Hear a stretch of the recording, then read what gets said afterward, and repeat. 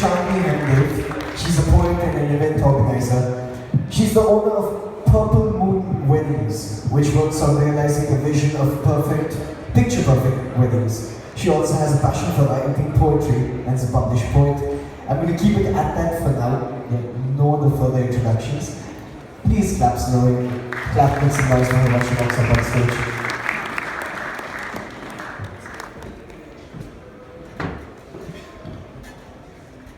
A spark of light, a new moon of the night. A gorgeous lady stood and looked back at what made her proud. Life is an adventure. You either are the captain that guides or a passenger that has no say in what's right. Let me narrate to you a tale, a vivid imagery of my childhood days. I very clearly remember I couldn't spell the word strong. There was something with me and spellings, or something with me and English in general. It sounds very absurd now that Vineet said I'm a published poet and to have issues with spellings.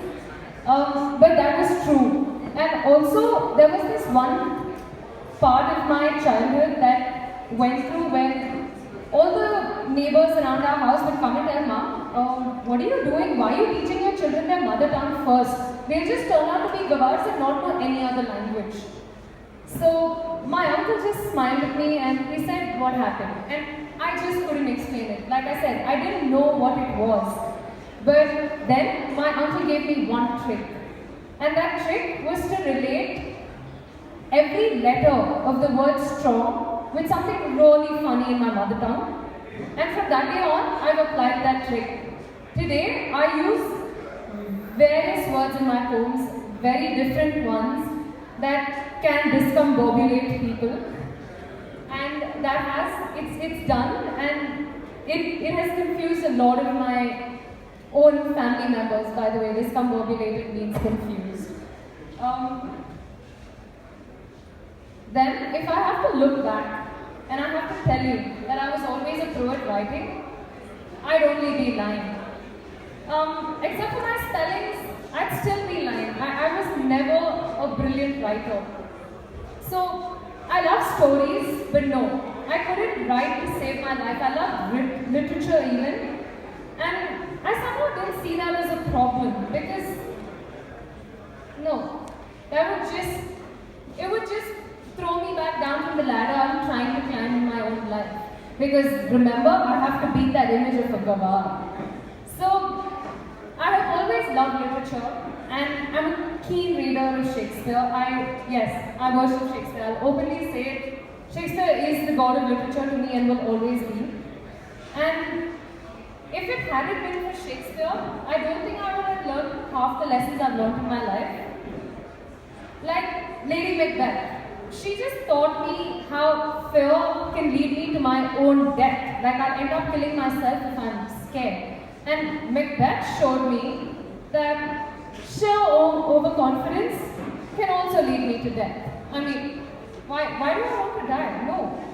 And if there was anything that I learned perfectly well from Shakespeare, was from his play Hamlet, that taught me how belief in oneself is just the right tool. Leaving your life dependent on someone else only brings you to your own doom. Make a problem your best friend. This is something I always tell everybody. Make it your best friend. It sounds absurd, it's fine because it's supposed to be absurd. See, I'm extremely glad it sounds absurd because it already sets you apart from what the others are thinking, so it takes you away from the mundane crowd. And B, it lets you break those rose-colored spectacles. So, you wonder why I said rose-colored spectacles. Well, the thing is, ideals, whims, fantasies, they seem like a teenager's life, right? But no, I still live by them. I still guide my life with those exact same fantasies and those exact same ideals. Because, you wonder in life, what is the problem at the end of it? Make it your best friend. It's not going to harm you. In fact, it teaches you. So, these ideals, these fantasies, your problem, my best friend, has only made me view life in a way better direction. Each phase in life carries a hue with it. Now, what we do is we cling to that view and view life in that one directional manner. How many of you like that band? I didn't intentionally say One Direction. How many of you like that band? Yes. I love One Direction. You know what they teach you?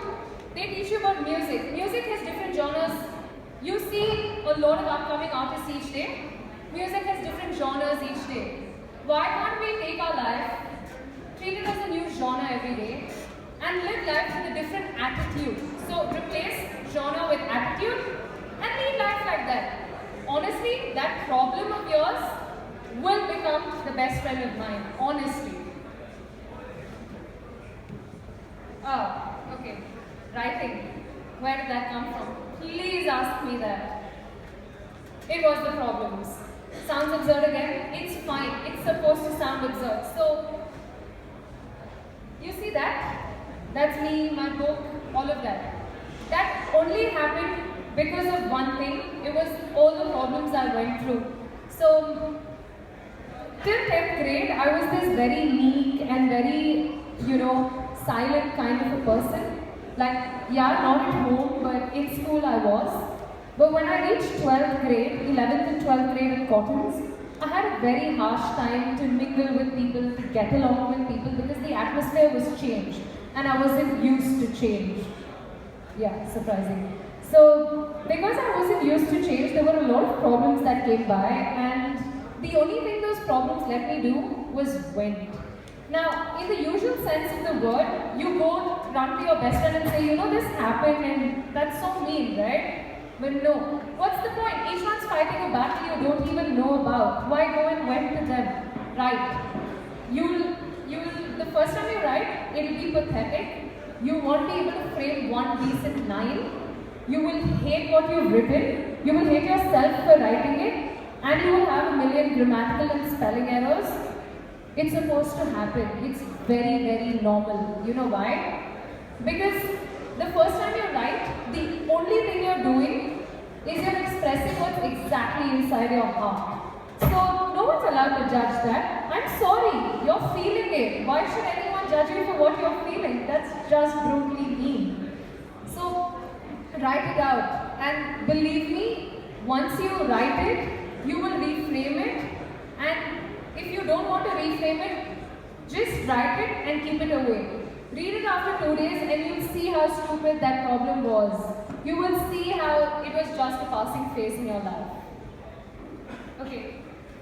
So, you by now realized I like very weird and absurd things, but then, so sweet are the uses of adversity, right? As you like, it always teaches you that a toad, though venomous, it still holds a precious jewel in its head that has medicinal qualities. So there is something good in everything bad that's happening. I learned to shed my inhibitions. I took the power of wit, made English my counterpart, and climbed that journey. Once I did that, my teachers in Baldwin's, Mrs. Rosario, my teachers from Cotton's, Mrs. Dennison and Mrs. Bobbin, they were the ones who guided me and who let me grow. They were like, yes, you can write. Your poetry is worthy to be published in the school magazine. And it happened.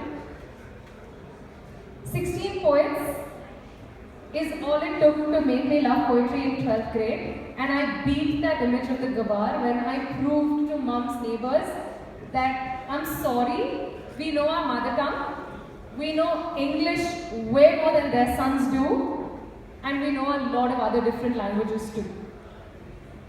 So that's what it took. Now, everyone treats English, oh, it's English, I'm going to pass that exam. No, I tried that and I failed. I studied and I still failed.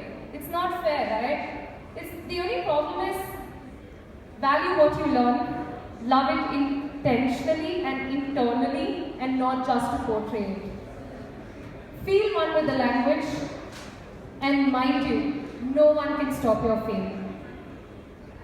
So, I love this imagery I usually use this imagery a lot because it's something I actually thought about. Vent your feelings. Don't let anyone get to you.